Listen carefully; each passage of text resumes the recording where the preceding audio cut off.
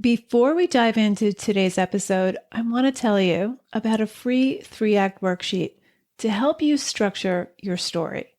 Whether you're a plotter or a pantser, a novelist, or short fiction writer, this 3-act worksheet will help you navigate your material and even begin each new story with a better plan. Download yours at nancypanuccio.com/act. Stop getting stuck in the middle of your draft. Go grab this free worksheet, nancypanuccio.com/act. Whether you're creating a conversation across storylines, building causal chains, or examining a theme from multiple angles, the goal is the same. Make each storyline essential to understanding the others. That's when your novel or memoir stops feeling fragmented and starts feeling cohesive and integrated. That's when separate threads become one unified story.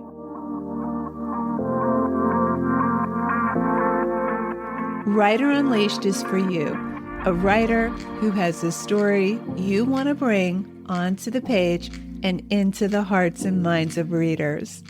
I'm Nancy Panuccio, writer, editor, and book coach. Each week, we'll explore techniques, mindsets, and inspiration for writing stories readers can't put down. Thanks for spending some time with me today. Now, let's begin.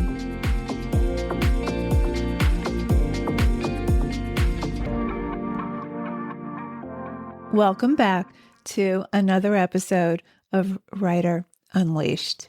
Today, we're tackling something ambitious: how to write a story with multiple distinct storylines, different timelines, different characters, different settings, and make them feel unified, like they belong in the same book. I've been working with my students inside my 3-act story course, and one of the things I see come up again and again is how to integrate characters across different timelines, multiple character subplots, multiple storylines. How do you keep it all cohesive and unified so that all these storylines converge by the end? This is also a major thing we talk about during my one-on-one book coaching sessions. These aren't just multi-point of view stories where characters interact in the same timeline.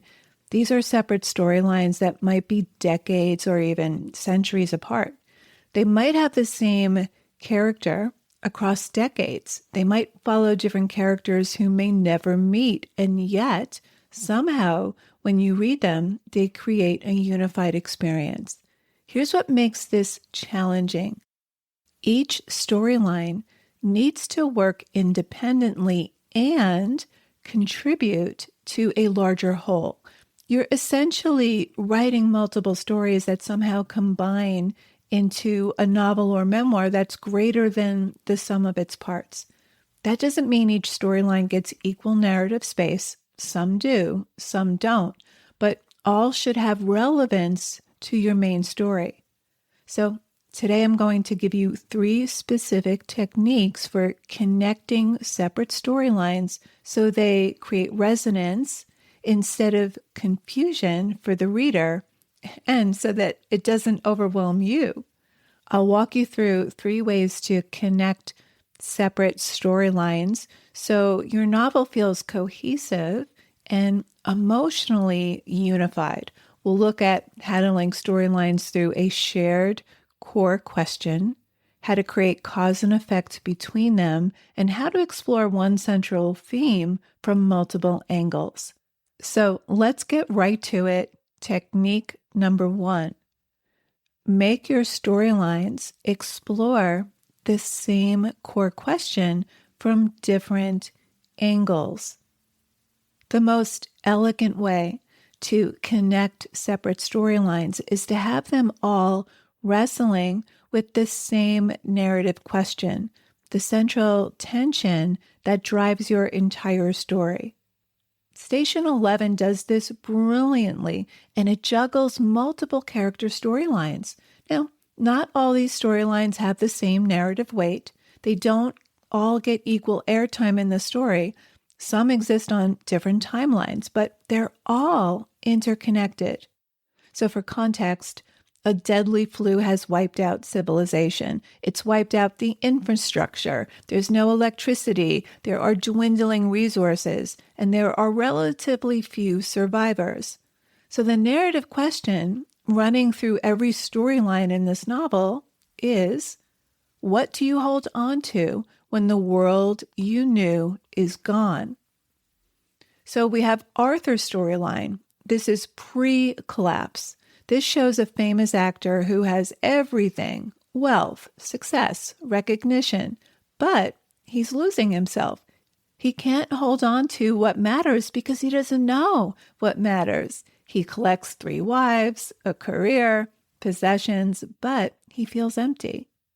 Then we have Jivan's storyline, which carries across the collapse of civilization, the night that it starts, and after. This shows someone who was drifting through life, trying different careers, never committed to anything.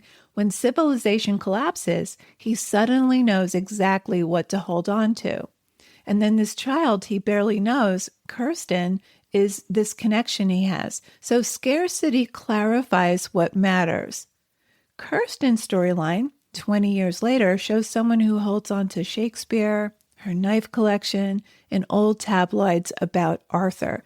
She's built her entire identity around fragments from the before world, even though she barely remembers it. She holds on to art and beauty as a way of staying human. And then we have Clark's storyline. This shows someone who holds on to the past itself, preserving cell phones, credit cards, stiletto heels. He's curating memory through this museum of civilization, trying to keep the lost world from disappearing completely. Now, these storylines don't just share a post-apocalyptic setting. They're all exploring the same question. When everything changes, what do you keep? What do you hold on to? And each one proposes a different answer. Arthur couldn't hold on to anything real. Jivan held on to human connection. Kirsten held on to beauty and art. Clark held on to memory and artifacts. The storylines are in conversation. Each one reveals something about the others. Here's the key. Your narrative question shouldn't be your character's goal or the plot question. It's deeper than, will she solve the murder, or will they fall in love? The narrative question is the underlying tension that shapes everything. It's the thing that once you see it, you realize it's in every scene, every choice, every moment. So examples of narrative questions are, what do you do when the person you love becomes someone you don't recognize? How far would you go to protect a secret that could destroy your family? Can you escape the past, or does it always catch up with you? What does it mean to be loyal when loyalty requires betrayal? Notice these aren't yes/no questions. They're explorations. There's no single right answer. When you switch from one storyline to another, readers should feel like they're getting a new angle on the same essential tension. That's what creates cohesion across time, space, and character. Questions have tension. They don't have easy answers, and that's what makes them powerful for connecting storylines. Each character gives a different answer, and those answers speak to one another across time. For example, when you move from Arthur's glittering emptiness to Kirsten's makeshift stage, you feel how art becomes the thing worth saving. That's the key. Your storyline should be in conversation, not just coexistence. So ask yourself, what's the one question my story keeps asking? Not, will she win the trial, but what does justice cost? Not, will they get back together, but can love survive when people change? Then let each storyline tackle that question from a different angle. Maybe one character sacrifices everything for loyalty. Another chooses freedom. Another hides behind duty. None are right or wrong, but together they form a fuller exploration of your story's central question. So when readers switch storylines, they should still feel the same pulse underneath. That's cohesion. Okay, on to technique number 2. Create cause and effect across your storylines. The second technique is to make what happens in one storyline directly cause or explain what happens in another, even when the characters never meet. The novel Cloud Atlas uses this structure. Each storyline is affected by the previous storyline through a document, a letter, a consequence that ripples forward across time. So imagine 3 storylines. 1850s Pacific voyage. A young man witnesses the brutality of colonialism. He has a moral awakening and writes about his experience in a journal. Then we have 1930s Belgium. A composer discovers that journal in an old library. Reading about the man's courage inspires him to create revolutionary music that challenges authority. He writes letters about his dangerous work. And then we have 1970s California. A journalist investigating corporate corruption finds the composer's letters. His courage to challenge power, despite consequences, inspires her to pursue her dangerous investigation. So each storyline directly influences the next. The journal inspires the letters. The letters inspire the expose. They're not just thematically linked, they're causally linked. Here's what makes this technique so powerful. First, it makes every storyline essential. That's what you want. You can't remove one without breaking the chain. The 1970s storyline only makes sense because we've seen the 1930s storyline. The causal connection makes each narrative necessary. Second, it creates anticipation. Readers start looking for the connections. When the composer discovers that journal, readers get the satisfaction of seeing how storylines click together. And third, it lets you explore how small actions ripple across time. One person's choice creates conditions that shape someone else's life decades or centuries later. You don't want something weak like character B happens to find character A's diary in an attic. That's a cool coincidence, but emotionally it's inert. A stronger version would be character B is questioning whether taking a moral stand is worth the personal cost. She finds character A's diary, which shows someone who made the same choice and paid dearly, but also found meaning. The diary doesn't make her choice easier, but it makes her feel less alone. It gives context for her suffering. So the connection across timelines should deepen both storylines. Okay, last one, technique number 3.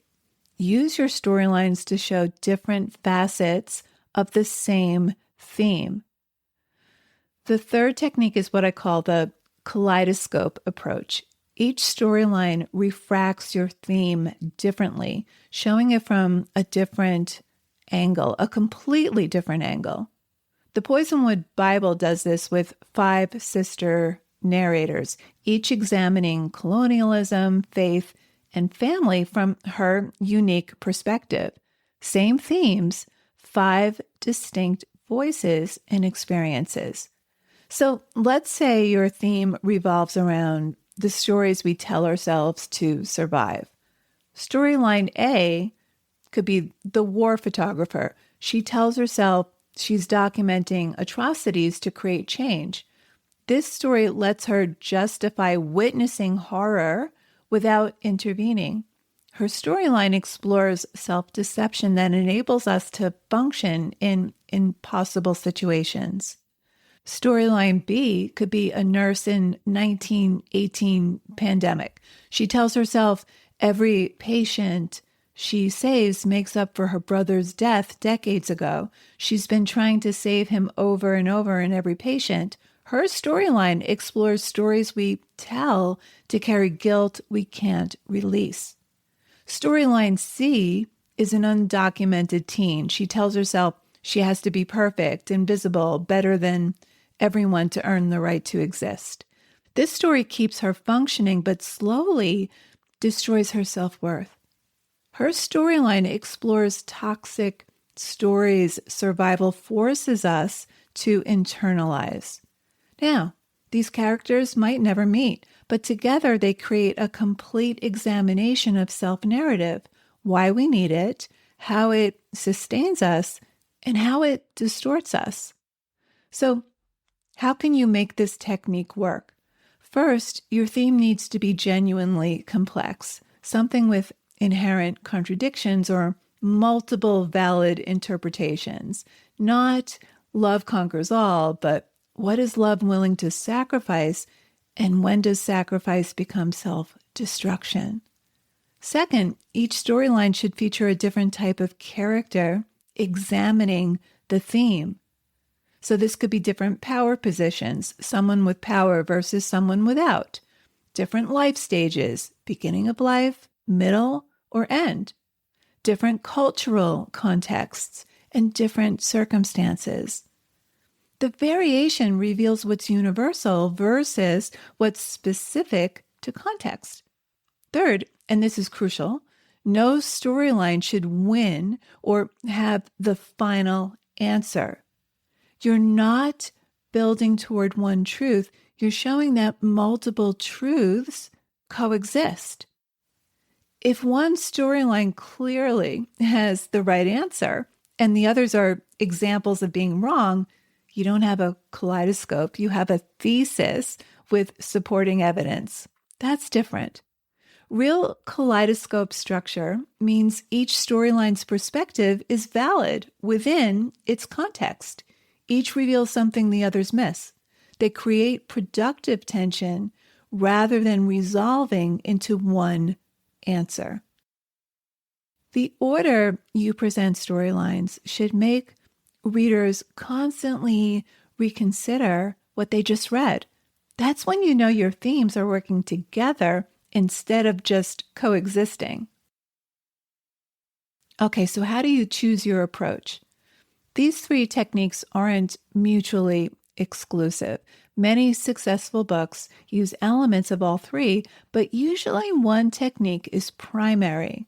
So you want to use the question and answer approach when you have a central question that genuinely fascinates you and you want storylines that feel like they're in conversation with each other. You want to use cause and effect when you're interested in how the past shapes the present, especially if your storylines span generations or centuries. This works beautifully for exploring how choices ripple into consequences. Use the kaleidoscope approach when you have a theme you want to examine from multiple angles and you're less interested in plot causality than in thematic depth. The technique you choose depends on what your story is actually about at its core and what you're interested in exploring through your story. Here's what I want you to remember. Multiple storylines create a unified experience, not through surface connections, like mentioning the same object or using the same setting, but through deeper structural integration. Whether you're creating conversation across storylines, building causal chains, or examining a theme from multiple angles, the goal is the same. Make each storyline essential to understanding the others.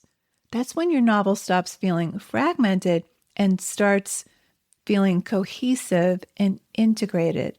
That's when separate threads become one unified story. So, to wrap this up, multiple storylines work when they feel like parts of the same heartbeat. You can do that by, number one, giving each storyline a shared question to explore. Number two, letting cause and effect ripple between them. Or number three, showing different sides of the same theme. Here's what I want you to remember. Multiple storylines create a unified experience, not through surface connections, like mentioning the same object or using the same setting, but through deeper structural integration. Whether you're creating a conversation across storylines, building causal chains, or examining a theme from multiple angles, the goal is the same. Make each storyline essential to understanding the others. That's when your novel or memoir stops feeling fragmented and starts feeling cohesive and integrated. That's when separate threads become one unified story. When you do this well, readers will feel guided through your story. They'll want to see how the next storyline will complicate or illuminate what they just read.